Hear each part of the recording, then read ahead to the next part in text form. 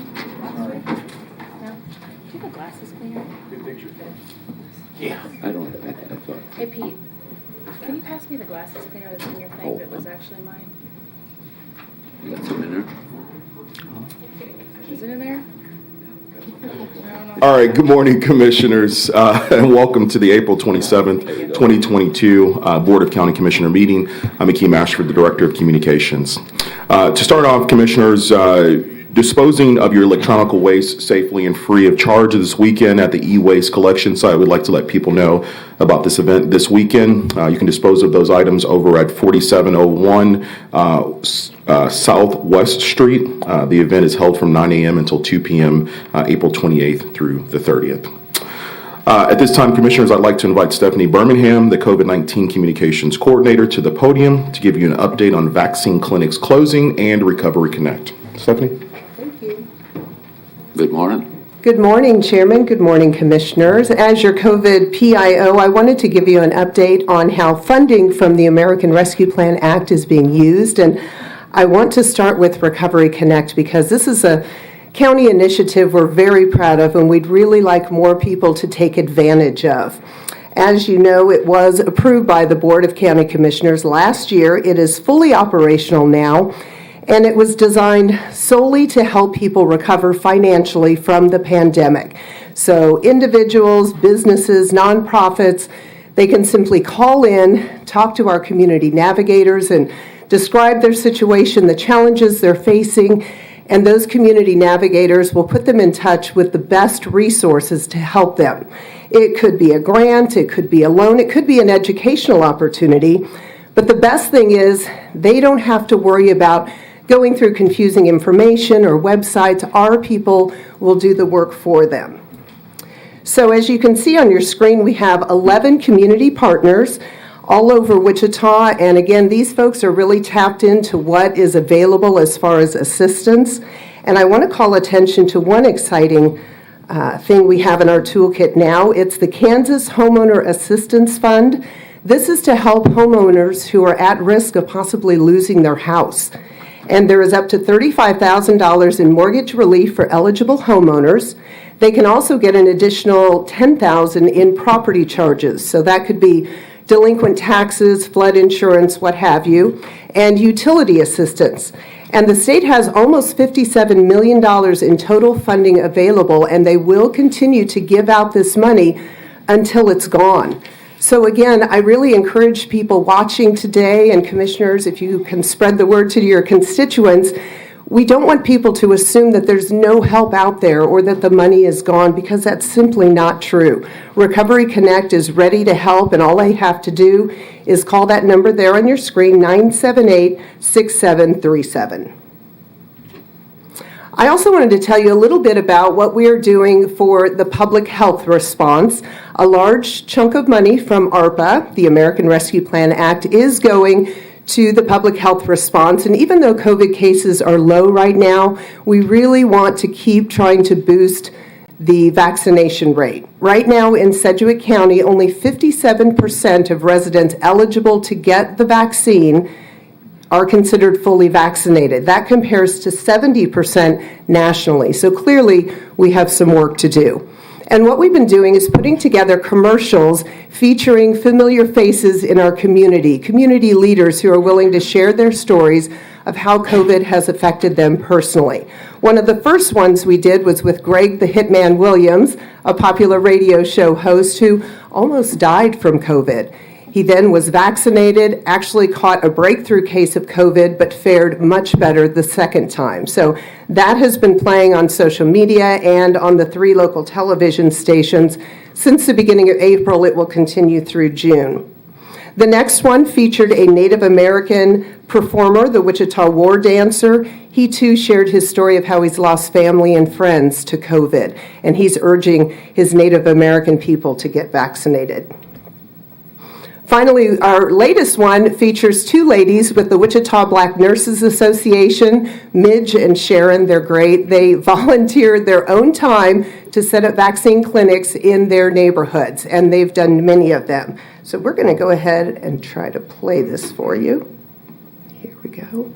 We're going to do a whole lot of shots today. Okay, I'm ready. Being a nurse and being able to serve the community in that manner and also look like others in the community and they trust our organization. That's one of the best feelings that you can have when you're able to help others. I have faith in medicine and science and the doctors. I give you my word. It is safe and it's free. It doesn't get any better than that. Another commercial that was just posted last night features some WSU basketball greats you may recognize: Angela Buckner, Cheese Johnson, and Coach Linda Hargrove. They did a commercial where they urged people to join their team and take the best shot. So we'll show you that as well. Check it out, the Buckner Bucket. Say cheese. Hey you guys, those are some great shots, but I have an even better shot for COVID-19. Coach, already got mine. Me too, plus my booster. But a lot of people are not vaccinated and need to protect themselves and others in the future. Take it from Cheese, the shot is safe and free. We did it and so can you. Join our team and take your best shot. That was a lot of fun. Cheese Johnson is very tall, by the way. We have 2 more commercials in the works. We're shooting one Friday. These are featuring influencers in the Hispanic communities and also the Asian American communities. So again, we're really hoping personal stories will make a connection with those folks who have been maybe on the fence about getting the vaccine or maybe have procrastinated. And this might be what it takes to get them to get that protection, especially in anticipation of summer travel, family reunions, that kind of thing. Another effort we're doing, we do have another big vaccine incentive clinic coming up at the former city library this Friday and Saturday. A lot of fun things on Saturday for the kids. We're having face painting, balloons, the mascots from the Wichita Thunder and the Wind Surge will be there. We're doing a last big push before that community vaccination site actually closes. Now, even after it closes, though, folks still have a lot of opportunities to get vaccinations. Our mobile clinics will continue, and of course, they can always go to local clinics and pharmacies. And then another reminder as well, our testing site at 4115 East Harry is closing tomorrow. There's just reduced demand, and so folks from that point on can get tested at their own clinics, pharmacies, home test kits. Folks without insurance can get an appointment for a test at our health department's West Central Clinic. That's 2716 West Central. So still many opportunities to get tested or vaccinated if folks wish. And that's my update. If you have any questions, I'd be happy to answer them. Well, Stephanie, thank you very much. It's kind of sad that we only have 57% of our community vaccinated, so hopefully things like this can improve that greatly, because it is something that is very important to the health of our entire community. On kind of a second note of that, believe it or not, zoo animals can get COVID. And so I was just at a meeting yesterday, and 100% of the zoo animals have been vaccinated against COVID currently, and not one of them had to be put to sleep in order to be able to get the vaccine. They all are trained to back up to their zookeepers, and they all got the vaccine as a result of that. So again, if the animals can do it, certainly the people can. That's right. We'll follow their lead. Thanks, well, thank Chairman. you. I appreciate it. All right, thank you, Stephanie. Commissioners, today is Administrative Professionals Day, and we would like to take a moment to recognize all of the administrative professionals who work to keep Sedgwick County offices running smoothly. We have a video we'd like to show you.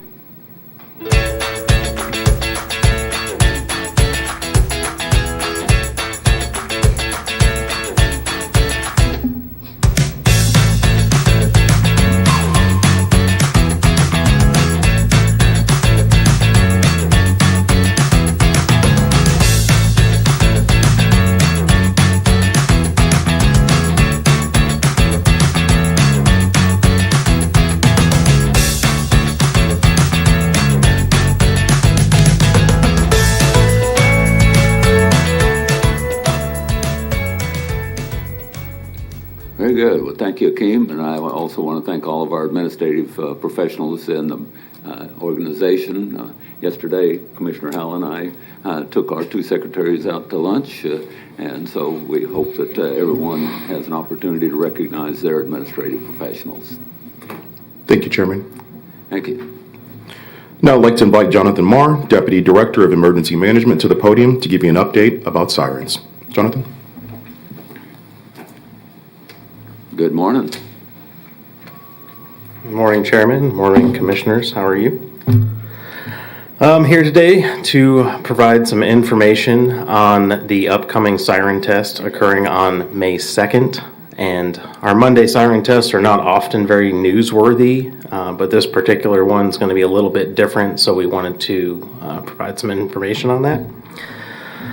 And to start, we need to start in 1950, not to do a history lesson, but the Civil Defense Act was signed in 1950 by then President Harry Truman, and it mandated things like public fallout shelters, warning systems, emergency control centers, neighborhood safety and evacuation wardens, and sky spotters. And interestingly enough, a lot of these programs still exist in some form or fashion today. We still have warning systems, we still have shelters, we still have an EOC, and we still have neighborhood emergency response teams or community emergency response teams. Our predecessors in the Wichita Sedgwick County Civil Defense Office received some of the very first ever produced Thunderbolt tornado sirens in 1952, and they installed and tested the very first siren on April 22nd of 1952. It was installed on top of the Roosevelt School, which still stands, but it's part of East High now. And they were repurposed after their original intent was for enemy attack and air raids, but for lack of enemy attack and air raids, they were repurposed for tornado warnings. And the very first ever use of a tornado siren to warn of a tornado happened at Greenwich and Waterman on June 11th, 1958. And ever since, we've been using our outdoor warning system to warn the public of tornadoes. We currently have the 4 oldest Thunderbolt sirens ever made in the nation, and we've got some interesting projects coming up this year to highlight the 70th anniversary of these sirens. So this coming Monday, we're going to be testing our attack mode, which normally we test our alert mode every Monday at noon. The alert mode is the steady tone that the siren makes, but the attack mode is very different. It's a rise and fall tone, and in some cases it can be rather alarming for some people. The test is going to last for approximately 3 to 5 minutes, and this will give us valuable data to determine whether or not maintenance is needed at some of these areas. Even with all the technology we have available to us, the best method for us to know if a siren works is if we have a human observer. So we are deploying our RACEY's team. We have about 24 volunteers who are deploying into the field at various siren sites, and they're going to report back whether or not the siren is working properly. I've got a video to play of what the alert mode sounds like. And I won't play it too long because it's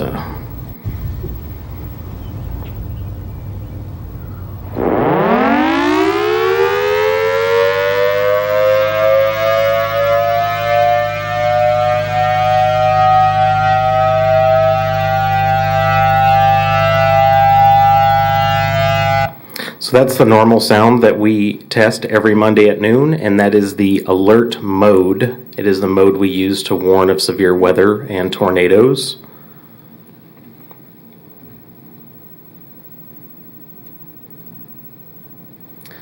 This is going to be what the attack mode will sound like on Monday at noon. And the last time we tested this was 2015, and previous to that, it was last tested in 2009. So it's a function within our outdoor warning system that we don't use very often, but we need to verify that it works every once in a while just to make sure we don't need any maintenance. But this is what the attack mode will sound like on Monday.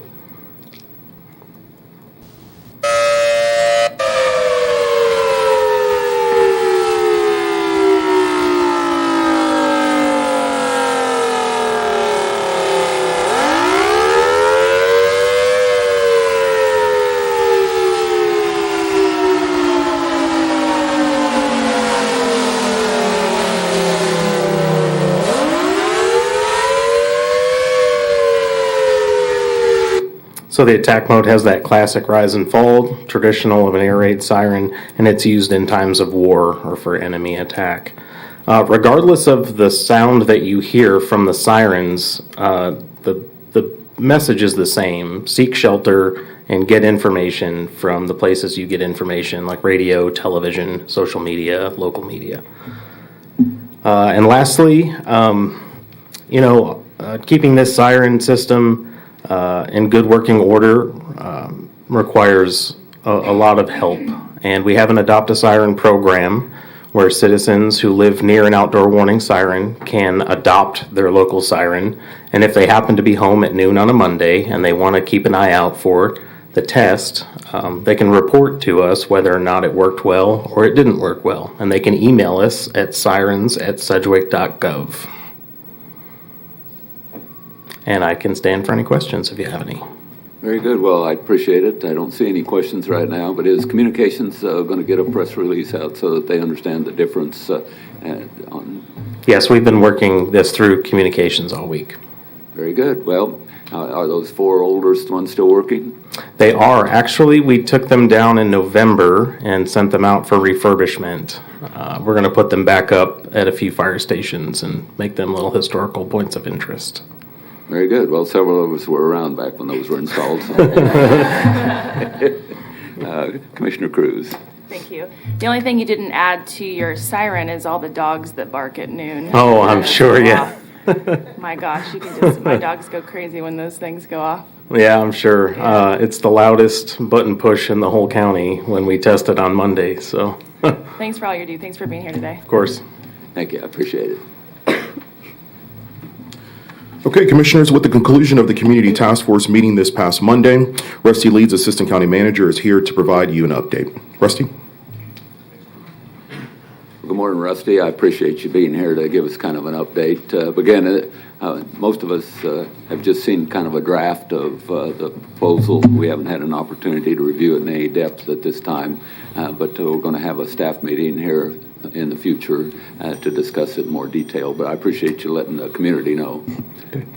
Good morning, Chairman, Commissioners. Rusty Leeds, Assistant County Manager. So what I would like to let you know is that the Community Task Force to review youth corrections community standards convened on February 7th of 2022 and has worked continuously over the past 12 weeks.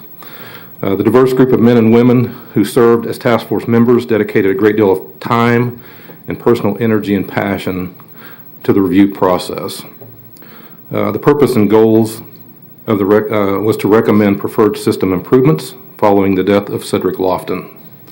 Over the past 12 weeks of intense work, a host of people from a number of state, local, private, and nonprofit organizations have made themselves available to this task force to answer questions, provide information, and then follow up with additional data and answers as they became necessary throughout the course between meetings. So there was a great deal of work being done by a whole lot of people.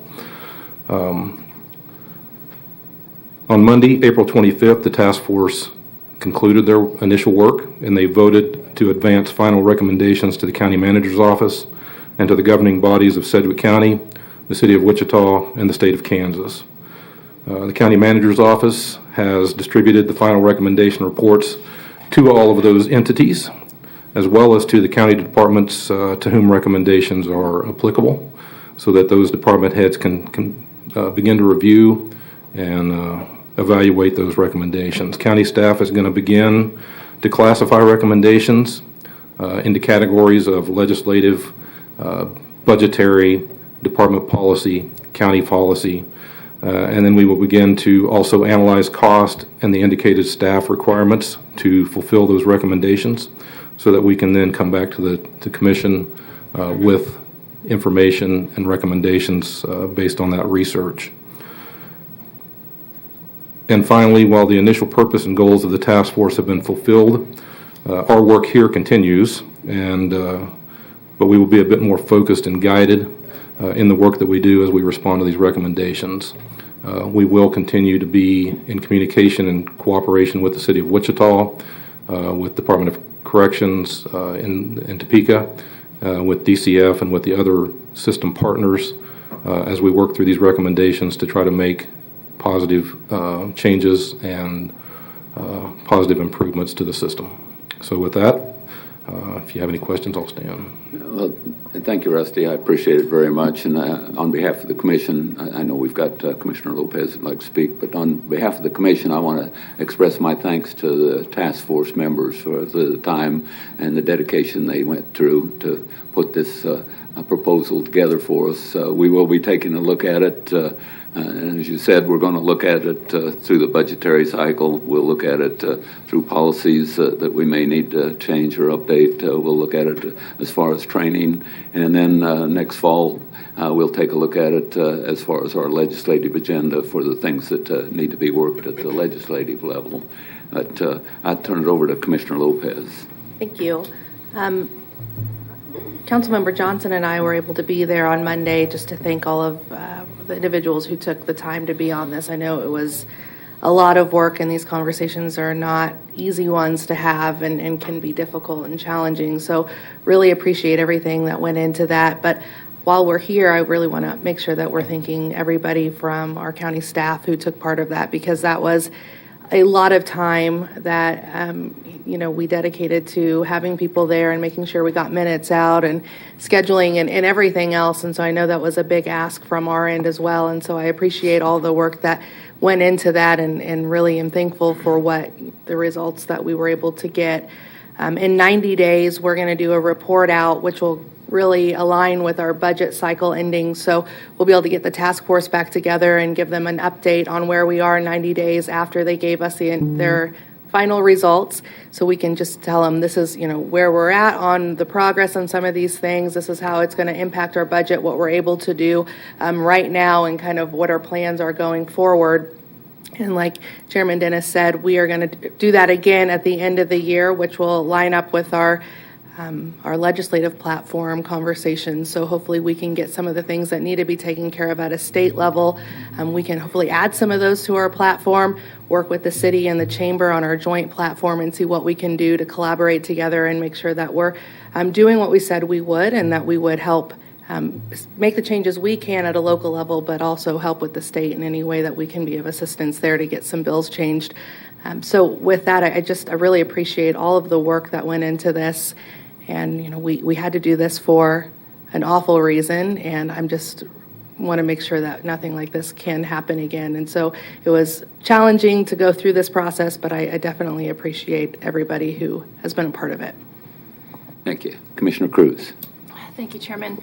Rusty, thanks for being here today. Thanks for sending out the report yesterday. The letter to the Department of Justice, the link isn't working in the document that you sent, so maybe it's just my computer, but it's not working right now. Okay. So I wonder if maybe you could check that and make sure that it's working. And then have we heard from the Department of Justice? Have they responded to the letter that was sent on February 28th? No, ma'am. There's not been any communication from the Department of Justice. So with the task force, was there a follow-up that anybody was talking about doing, or giving a certain amount of time to send a follow-up maybe to them? To the best of my knowledge, the task force sent the letter to the Department of Justice. As we know, the Department of Justice generally does not comment or respond regarding whether they are investigating or not investigating. So to the best of my knowledge, there's been no further communication. Okay, thanks for that answer. Thank you. Thank you, Rusty. I appreciate it. Okay, Commissioners, taking a look at today's agenda, we have a resolution renominating SHAQIYLA Banks to the Wichita Airport Advisory Board, a resolution reappointing Dr. Michael BIRZER to the Sedgwick County Community Corrections Advisory Board in the at-large education position, a resolution appointing Dina Lee and Frederick Freeman Jr. to the Sedgwick County Community Corrections Advisory Board. Under new business, there is a consideration of a renewal of a grant in the amount of $4.6 million for the Sedgwick County Department of Correction, Community Corrections Adult Programs, and a consideration of renewal of Juvenile Justice Comprehensive Plan grant in the amount of $3.8 million for the Kansas Department of Corrections. With that, Chairman, I turn the meeting over to you. Thank you, Keem. I appreciate it. I want to welcome everyone that's joining us in the audience today, and everyone that's joining us online and on KPTS. I'd like to call the meeting to order for April 27th, 2022. Madam Clerk, next item. Invocation to be led by Marcia Haney, Wichita Bethany United Methodist Church. Please remain standing for the flag salute.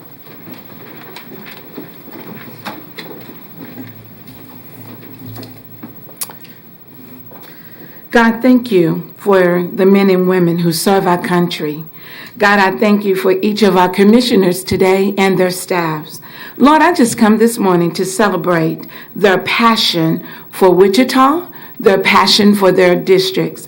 I ask that you continue to watch over them and to protect them and their families.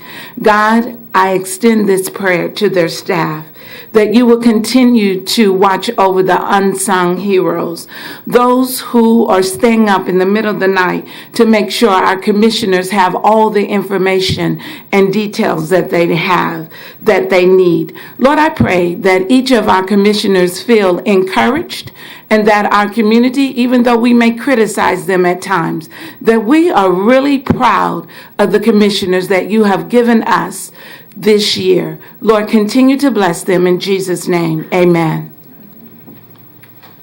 I pledge allegiance to the flag of the United States of America and to the republic for which it stands, one nation, under God, indivisible, with liberty and justice for all.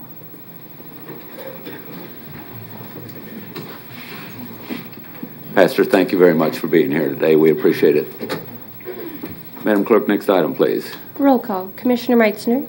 Present. Commissioner Cruz. Present. Commissioner Howell. Present. Commissioner Lopez. Present. Chairman Dennis. Present. Next item, please. Public agenda.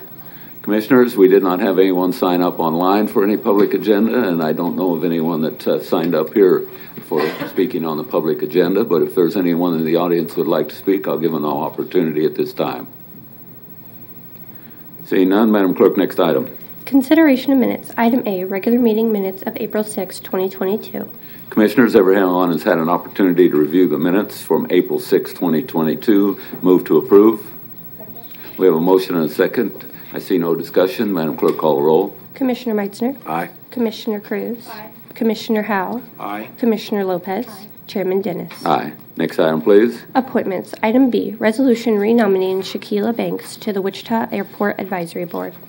Mr. Papoon. Mr. Chairman, Mike Papoon, County Councilor. Wichita Airport Advisory Board is a board appointed by the City Council, City of Wichita, but they have allowed through their ordinance the county to have 5 recommendations to appointments to this board. The resolution you have before you this morning is Commissioner Cruze's recommendation to renominate SHAQIYLA Banks to this board. The resolution's in proper form. Ask that you approve the resolution. Thank you. Commissioner Cruz. Thank you, Chairman. I am delighted that SHAQIYLA Banks wants to serve another term. She adds something to the board that hasn't been on that board in a very long time, and I'm excited that we will have representation the way that she will represent her community as a member of this board. And so, Chairman, with that, I will move to adopt the resolution. Thank you. I'll second it. Any discussion? Seeing none, Madam Clerk, call the roll. Commissioner Meitzner. Aye. Commissioner Cruz. Aye. Commissioner Howell. Aye. Commissioner Lopez. Aye. Chairman Dennis. Aye. And next item, please. Item C, resolution reappointing Dr. Michael BIRZER to the Sedgwick County Community Corrections Advisory Board in the at-large education position. Mr. Papoon. Mr. Chairman, we can probably take items C, D, and E together. They're all 3 appointments to the Sedgwick County Community Corrections Advisory Board. If you remember about a couple of weeks ago, Interim Director Chris Morales appeared before you in a staff meeting and made her recommendations for nominations to this board. And I'm bringing those to you today officially in items C, D, and E with resolutions appointing Dr. Michael BIRZER as the at-large educational position, and he's being reappointed, and then appointing for the first time Dina Lee and appointing Frederick Freeman, Jr. as some of the at-large, 3 of the at-large positions for this board. The resolutions are in proper form. I ask you to approve the resolutions. Thank you, Mr. Papoon. I appreciate it. I move that we adopt the resolution for items Charlie, Delta, and Echo. We have a motion and a second. Any discussion? Seeing none, Madam Clerk, call the roll. Commissioner Meitzner. Aye. Commissioner Cruz. Aye. Commissioner Howell. Aye. Commissioner Lopez. Aye. Chairman Dennis. Aye. And I think we have someone to swear in today.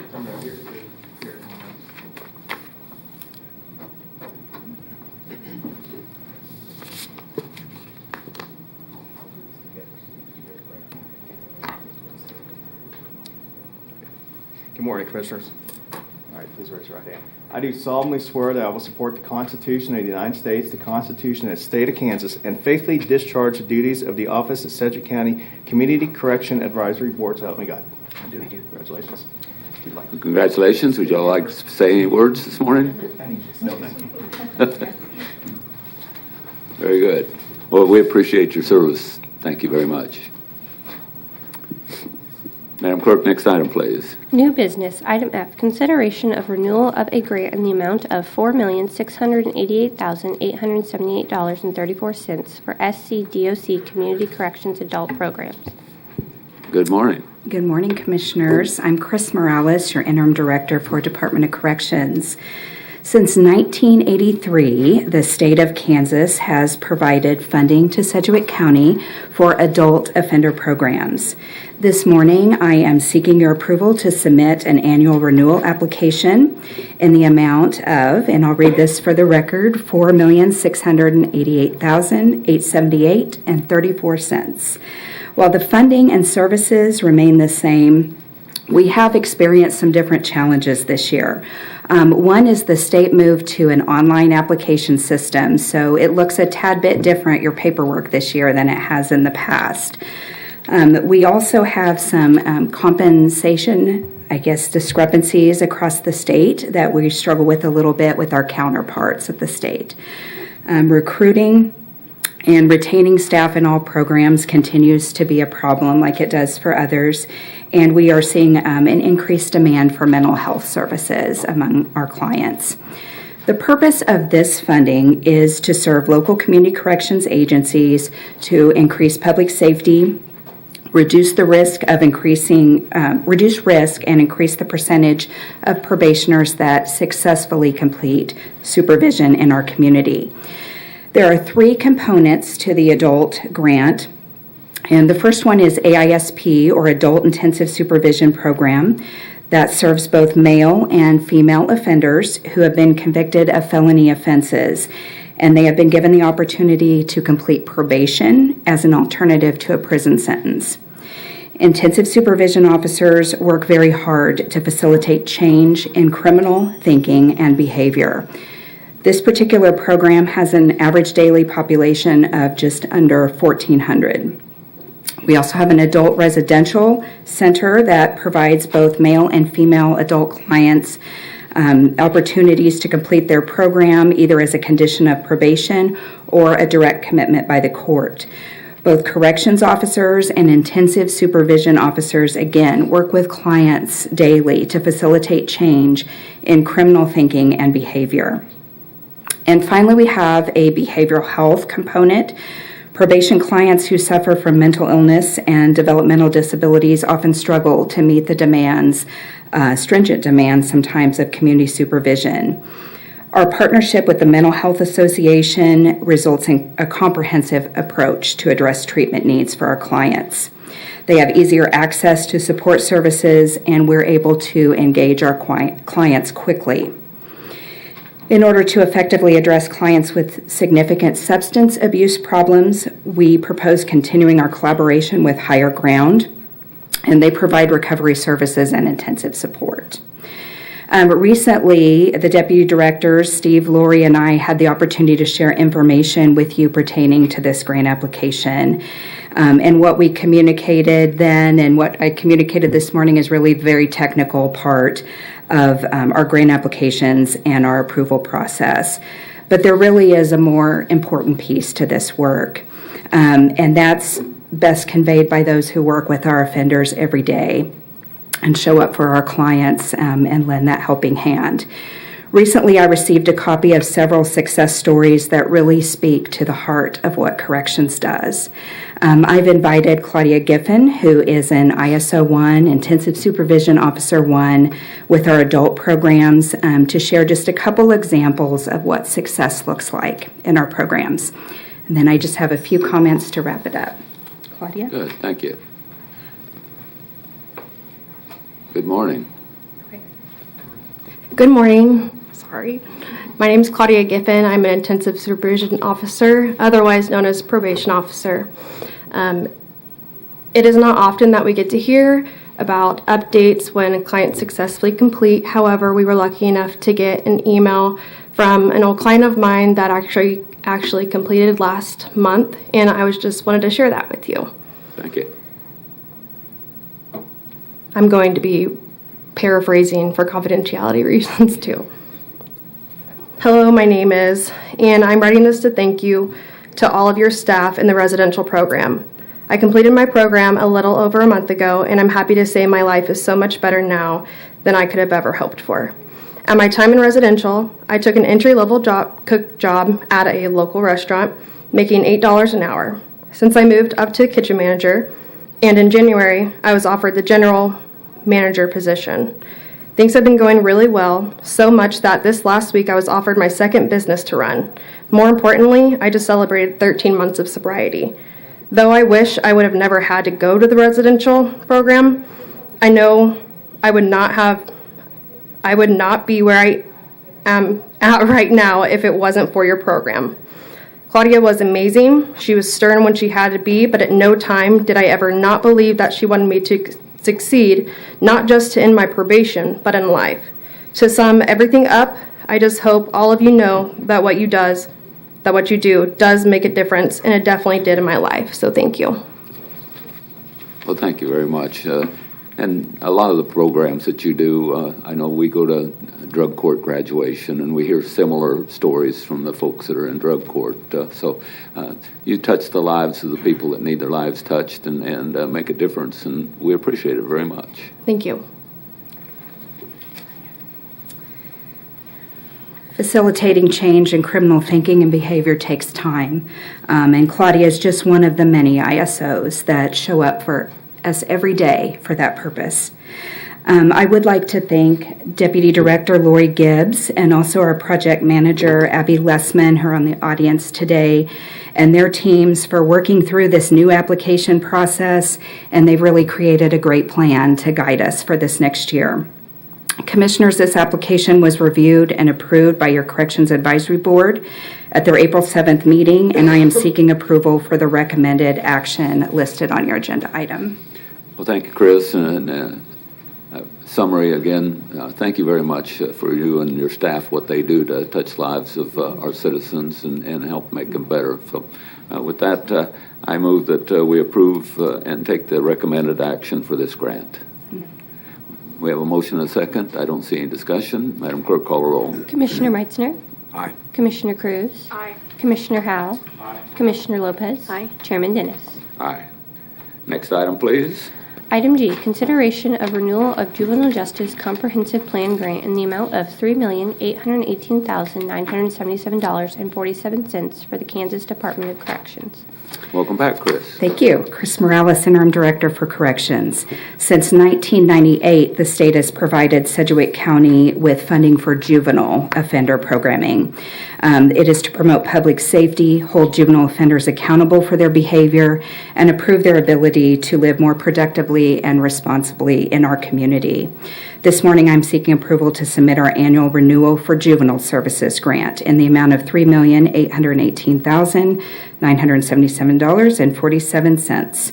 This funding is used for prevention, evidence-based programming, state-mandated programs, and administrative services. Like the adult application, this also represents current funding levels and continued services. In our prevention arena, we have anything from mentoring services to legal representation at detention hearings and continued representation for subsequent hearings for youth. We also have some evidence-based programming, and that ranges anywhere from educational services in our evening reporting center to sports-based mentoring to multisystemic therapy, for example. I do want to take just a minute to talk about our state programs. Our mandated programs, our Juvenile Intake and Assessment Center, or JIAC, is a 24-hour program that receives referrals from law enforcement and the district attorney's office. Additionally, JIAC provides referrals to families that call for assistance and help. Our strategy here is to intervene early so that youth do not get more deeply involved in our juvenile justice system. We have a juvenile field services program that provides juvenile case management, juvenile intensive supervision, conditional release, and our evening report center. Intensive supervision is a community-based program which is provided to offenders that are at risk of entering custody, state custody, and clients are placed on ISP by the court.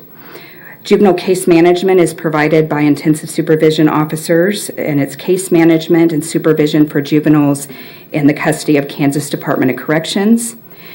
We also have conditional release, that's supervision and case management for youth returning to the community from a juvenile corrections facility. And then finally, our evening report center, that's our newest of programs there. It offers an opportunity for youth to be there between the after school hours to early evening hours, 3 to 8 p.m. Monday through Friday. And they also provide community service projects on Saturdays so that our youth can get their community service commitments taken care of. Staff in this program, it's the same idea. They are providing services directed at addressing the criminogenic needs of these clients, evidence-based programming, and with this particular program at Evening Report Center, family involvement is always encouraged. So I'd like to, at this time, introduce to you another amazing ISO, Nikki Helms, who is with Juvenile Field Services. And Nikki's going to just share a success story that she recently had with a juvenile client. Good morning. Good morning, Commissioners. Nikki Helms with Juvenile Field Services. I'm here today to talk about the clients we serve and the complex job that myself and my peers do. My peers at JFS are some of the most compassionate, caring individuals I've ever met in my lifetime. We do a job that oftentimes goes unnoticed. This job definitely has its challenges. We've lost kids to overdose, shootings, and suicide, and we continue to selflessly work day in and day out for the people of Sedgwick County. When it comes to the kids and families that we serve, we are oftentimes handed complex cases and working with people who need the most help and support because life has handed them struggle and pain. I have an example to share with you today of a client who I've had the privilege of getting to know and have been able to see her and assist with working through barriers and hard times. This client has struggled with her mental health. She's had several suicide attempts and has struggled with sobriety. She has been discharged from inpatient treatment at ACT due to a suicide attempt. She has an extensive history of trauma, as most of our clients do. But I want to tell you about the success within all that struggle. Let me tell you, it takes a village, and I want to first say thank you to the people at 7th Direction for providing a supportive, safe space for her. And thank you to Officer Watson of WPD at Muse Meridian Music for believing in her path and her story. 2 weeks ago, I sat down with this client at 7th Direction after she had shared with me that she had relapsed. Her and I have had several conversations prior to this one. In getting to know her, I, just like many of my coworkers, had to get creative. It started by me asking her a simple question. What do you like to do? What hobbies do you have? Her response immediately was, I like to sing and I write music. That then motivated me to ask her if she would be willing to share her talent with me. She proceeded to ask the intern and I to not look at her while she sang. We honored her request by looking at the ground. I can't even believe what happened next. The pain, the hurt, her light, her voice, the tears and goosebumps. After we left that day, I started brainstorming. We reached out to Officer Watson with Wichita Police Department, who then guided us to call Muse Meridian. I had the honor of speaking with James Behringer, who informed me that he himself had seen similar struggle, which had motivated him to help kids that we work with. James and I agreed to meet the following day. I went and I picked my client up the next morning and took her to Muse to meet with James, Officer Watson, and the rest of the amazing people at Muse. They didn't hesitate to create a performance space for her. I asked her if she was nervous, and she shared with me that she was definitely nervous. I told her these simple words, you are brave and you have got this. I saw a transformation in my client that day.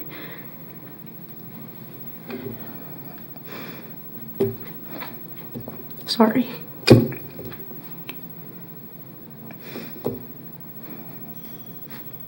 She had previously struggled to muster up any sort of smile or show emotion. I looked to see tears in Officer Watson's face and utter disbelief in the voice that had come from my client on the faces of everyone in the room that day. I've seen this client go from rock bottom to attending therapy, living in sober living, to finally finding her voice. And it is with that that I say, I discovered that day that this job is about helping each and every one of our clients find their voices in the midst of trauma, pain, violence, and hopelessness. It's about being creative, thinking outside the box, finding strength and courage in each and every one of them. Thank you for giving me the opportunity to share this story with you today. Thank you very much for sharing that story and for both of the stories we've heard today. You do touch lives. I appreciate it. Commissioner CRUSE. Thank you, Nikki, for sharing that powerful testimony, and thank you for your vulnerability and showing your emotions when they got the best of you, because we're emotional people, and this is a really emotional job that you do. The story that you shared is one of empathy, finding a passion in music. I can relate to that. The compassion that you guys show is really to be commended, and what you do day in and day out, all of you, is probably one of the hardest things that I've witnessed, just because it is continual, right? And going through a pandemic, trying to understand how to cope yourself and then help those, because you're absorbing that, right? I mean, you're absorbing everybody else's energy as well as trying to figure out how to just manage your own self. So thank you for sharing that today. I hope that we can hear more of those stories, because that's really why we do what we do as public servants, is to help those who need the help the most. Thank you. Thanks so much. Thank you. Thank you. Commissioner Lopez. Thank you. Well, Nikki, I was fortunate enough to be able to spend a day with you not too terribly long ago, and this client is one of the clients that I got to meet. And meeting her that day and just seeing where she was to hearing this story is just an incredible difference. I mean, you sent me a picture, and I couldn't even believe it was the same person, because just a huge smile on her face is just not anything I would have expected to see after meeting her when we did. So if that doesn't show just the level of passion that you have, that you bring to this role and that you help all these kids with, I don't know what does. So I want to make sure that I thank you so much for her story, but also for everything you guys do day in and out, because I can't even begin to imagine how hard that has to be on you, and not just on your clients, but you guys have to take this home, and I know you think about it after hours. I want to thank you also for being on my advisory board, because you bring their voices to our conversations, and when we talk about mental health and the needs that we have, I know that you're going to be able to speak up for those kids that aren't there to speak for themselves. So I really want to just thank you for all the work that you do, for everything that your colleagues do, and everybody at Corrections, because you guys do a very thankless job, and I hope you know how much you are all appreciated. Thank you. Thank you. Well, again, thank you for sharing those stories. One of the questions I get asked quite frequently is, what does the county do? A lot of people know what cities do, but a lot of people don't know what the county does. And I always have a very short answer, and that is, we take care of people. And that's what you exemplify today. I appreciate it. Thank you. Chris, do you have anything else? Thank you, Commissioners, for allowing us to speak from the heart today about our services. I also want to thank Abby Lessman again, who also has the privilege of working on our juvenile application, Deputy Director Steve Stonehouse and his management team, who have put together a great application. We also have our interim JFS Administrator, Stacy Garrett, who is a part of this as well. I think they've put together a really good plan for our next year. This application was reviewed and approved by your Juvenile Corrections Advisory Board, which is Team Justice, at their April 1st meeting, and I'm seeking approval for the recommended action listed on your agenda item. Well, thank you, Chris. I appreciate it. One thing I need to point out to the public that are watching us, we're going to vote here between the two grants, almost $9 million we're asking for grants. And I want to make sure the public understood that you've come around and briefed every one of the commissioners in detail on this. This is not something that we just take and say, hey, we're going to vote for $9 million worth of grants without some detail. And so I just wanted to point that out, that we do spend a lot of time on this with you all to make sure that this is what we need to be doing. So I appreciate it. I appreciate everything that's happening in the Department of Corrections. I move that we take the recommended action. Second. We have a motion and a second. Any discussion? Seeing none, Madam Clerk, call the roll. Commissioner Meitzner. I want to vote aye, but thank you, Director Morales, for sharing the real life of what you do. It's helpful as a chamber to hear that, and it's helpful on other boards when we can hear testimony on what the mission that you're and the accomplishments is. It's very good. So thank you, and I'll vote aye. Commissioner Cruz. Aye. Commissioner Howell. Aye. Commissioner Lopez. Aye. Chairman Dennis. Aye. Thank you all again for what you do. We appreciate it very much. Madam Clerk, next item, please. Consent agenda. Mr. Stoltz. Good morning, Chairman and Commissioners. Tom Stills, County Manager's Office. Recommend approval of consent items H through R this morning. Thank you. Move to approve Hotel through Romeo. We have a motion and a second. Any discussion? Seeing none, Madam Clerk, call the roll. Commissioner Meitzner. Aye. Commissioner Cruz. Aye. Commissioner Howell. Aye. Commissioner Lopez. Aye. Chairman Dennis. Aye. Next item, please. Legislative issues. Tanya.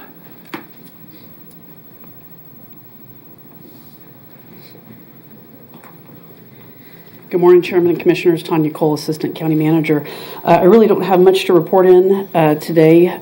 Today is day 3 of veto session. I had a quick check-in with Jason Watkins this morning. He said there's really hasn't been any action on anything relevant to us. He said the main focus right now has been on veto overrides, and budget conferencing starts today. So those are my legislative updates for today. Very good. Any questions for Tanya this morning? Commissioner Cruz. Do we have an update on the 911 or 988? We had an email go out yesterday around contacting legislators around that. Does anybody have an update as to how that? I don't at the moment, Commissioner. Let me follow up, and I'll send an email out. Let me check with Jason on where we're at with that, and I'll send out an email. It seemed like it was pretty much a go, but it wasn't a guarantee. That's correct. I believe that it was in the state general funds to fund that, but let me follow up and see if I can get an update. Okay, thanks. I don't see any other questions. Thank you. Okay, you bet. At this time, I'd like to recess the Board of County Commissioners meeting for 27th day of April 2022. Call the meeting to order of the governing body of Fire District Number 1. Madam Clerk, next item, please. Roll call. Commissioner Meitzner. Commissioner Cruz. Present. Commissioner Howell. Present. Commissioner Lopez. Present. Chairman Dennis. Present. Next item, please. Public agenda. I do not have anyone signed up to speak on the public agenda, and I don't see anyone in the audience that would probably speak on this. So next item, please. Consent agenda. Mr. Stoltz. Good morning again. Chairman and Commission Tom Stoltz, County Manager's Office. Recommend consent items A and B this morning. Thank you. Move to approve Alpha and Bravo. We have a motion and a second. Any discussion? Seeing none, Madam Clerk, call the roll. Commissioner Meitzner. Aye. Commissioner Cruz. Aye. Commissioner Howell. Commissioner Lopez. Chairman Dennis. Aye. Is there anything else need to come before the governing body of Fire District Number 1? Seeing nothing, we'll adjourn Fire District Number 1. I'll call back to order the Board of County Commission meeting for April 27th. Next item, please. Committee reports. Commissioner Lopez. Thank you. Two of the committees I sit on have their largest fundraisers this weekend, so I just wanted to mention that the Wichita chapter of Habitat for Humanity has Raised the Roof. That is Friday night at Distillery at 6 o'clock. It's casual, so if you want to come, I hope you can make it. You can wear your jeans and just have a good time that evening. And then on Saturday, Exploration Place is having their fundraiser, Death by Chocolate. I hope that many of our county commissioners will be able to make that. It's a really good event. It's going to be themed superheroes, so if you have a costume that you would like to dress up as any of your favorite superheroes, that would be the time to do it. Pete, you can wear your costume anytime you would like, but it would be more appropriate if you waited until, but if you want to come next week as Batman or whoever, that I'm sure we could figure it out. So those are the two fundraisers that are coming up this weekend for the boards I sit on, and I'm really excited for both of them and hope they have a very good success. Thank you. I mentioned at the beginning of the meeting today that the zoo board met yesterday afternoon. The only other thing that really is important coming up to the zoo, it looks like somewhere around 1 July, is that we will have the train in operational, actually 2 trains. They are actually laying the tracks now, so if you happen to go over to the zoo to look at and pet the stingrays, you may want to take a look at the tracks, but that's all we have right now are some of the tracks that are in. So we look forward to the ribbon cutting on that coming up in the near future.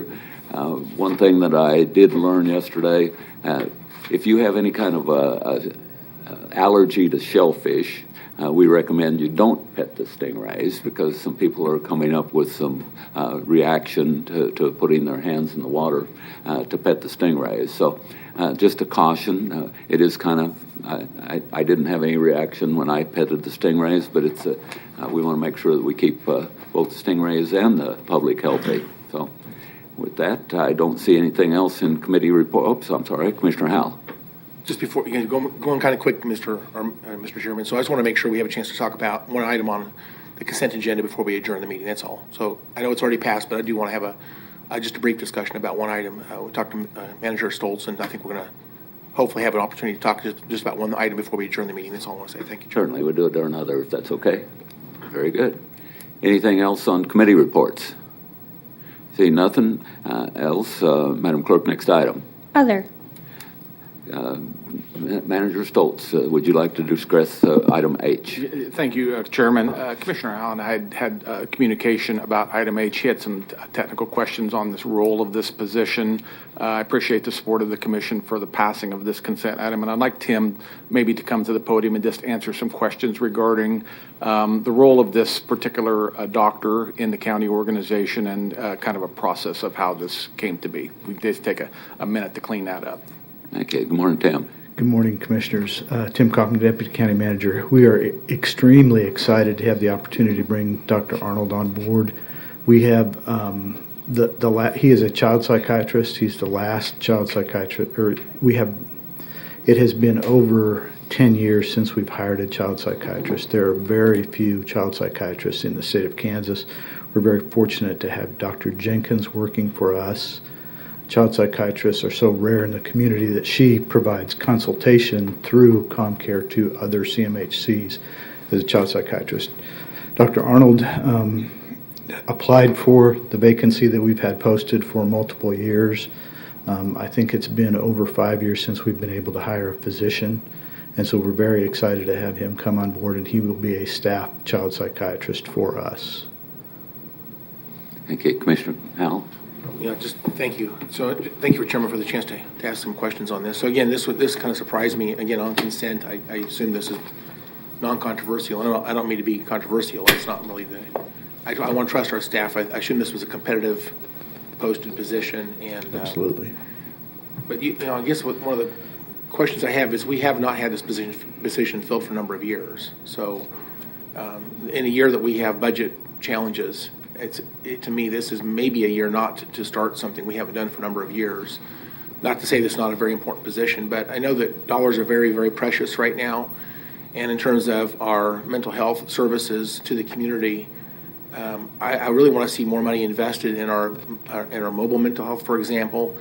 I think there's other parts of our county responsibilities I think are clamoring for attention and for some funding. And with a zero-sum game of dollars at our opportunity for services, I don't know, what the role of this person is actually going to be, and how are they going to provide services to Sedgwick County citizens. And I also see that this person's also employed by KU, and I don't know if they plan on being a full-time to Sedgwick County for this salary of $245,000 per year, whether they plan on being a full-time, provider to Sedgwick County, or they plan on keeping their position at KU as well. They'll have a full schedule, a full patient load to full schedule with ComCare. Okay. And I would add that I recognize the desire that we all have to increase a variety of mental health services in the community, and I think that adding additional child psychiatry hours of service in the community is critically important. Anytime that we can provide mental health services early on and do some prevention and early intervention, I think the benefits have been demonstrated to pay off long term.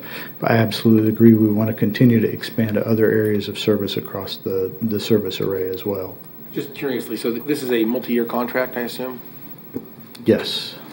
It's a 1 year, it's an annual that recurs. It's a 1 year contract that has a recurring clause. I'd like to make in sure it. we see some performance measures or some reporting, at the end of the first year, for example, to make sure that we know what we're getting for this much investment. And second of all, I'd like to know, is this a position that's required by the state of Kansas? Is there some legal requirement for us to have this position in our services we provide to the county? Is there a requirement, something bigger than us that's causing us to make this our strategy, or is this something we just choose to do? To be licensed as a community mental health center and going forward to be a CCBHC, we have to have physicians delivering psychiatry services as well. We're required to have a medical director, and we have a staff of prescribers between physicians and advanced practice nurse practitioners. We've got about 20 medical providers, and so this is one of the staff persons that we employ as a physician. I guess my question might be this. I'd like to understand what are our minimum requirements, and then how much above and beyond that are we actually investing in this community through these types of services? So maybe not a question you can answer right this minute, but I'd like to maybe at some point understand that a little bit more deeply. Certainly. And again, my goal is not to say I don't believe this is an important position. I think it is an important position, but I'm trying to say we do have limits on our availability for dollars, and I want to make sure that we are doing the very best we can to this community to provide the very best services. And at this salary level, this could have hired potentially several professionals for other types of services, maybe not at this level, but maybe folks that have mental health expertise would have been available at the very same amount of money being invested. So I just want to make sure we're doing the very best we can to this community and provide the services that are the most needed to this community. So I don't understand this very well. I would like to have more understanding exactly what is required, and then at the end of the day, how are we getting the best services to the community by making this decision today? So, all right. Thank you, Mr. Chairman. Thank you. Commissioner Lopez. Thank you. Do you know what the staffing level is in ComCare for clinical providers? How many open positions we have currently? It varies by level of responsibility. I know that I think we've still got 2 or 3 vacant prescriber positions that can be filled either by a physician or APRN. We're at about 40% for our master's level therapist folks, so we have a significant shortfall there. We're out every day trying to identify more folks to fill those vacancies, but that's where we have the biggest shortfall. We do have waits for service for psychiatric appointments and then for therapy appointments as well. Case managers, we're around 65 or 70% full right now. So even if we didn't approve this and put the money back into adding more positions, we're still struggling just to fill the positions we have currently? Absolutely. Okay, I just wanted to make sure that I have that correct. Okay, thank you.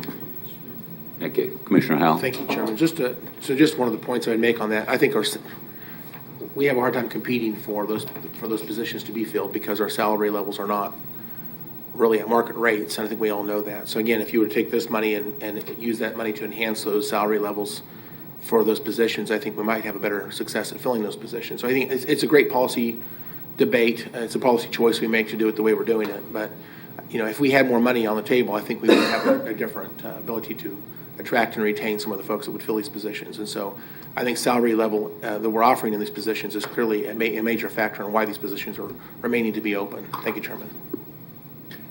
Thank you. Thank you, Tim. Appreciate it. Certainly. Anything else need to come up during other today? Commissioner Lopez. Thank you. I almost forgot. May is the start of Mental Health Awareness Month, and the Mental Health Association, Eric Litwell, reached out to me to see if we could light the courthouse up green to just help with the awareness of that. We weren't able to do the courthouse, but the historic courthouse on May 1st will be lit up green, so hopefully everybody will be able to drive by and see that. I'm not sure how many buildings around the community are going green. I know he was reaching out to a handful of people, but I just wanted to let everybody know that Sedgwick County is going to be a part of that, and our historic courthouse will be going green on May 1st.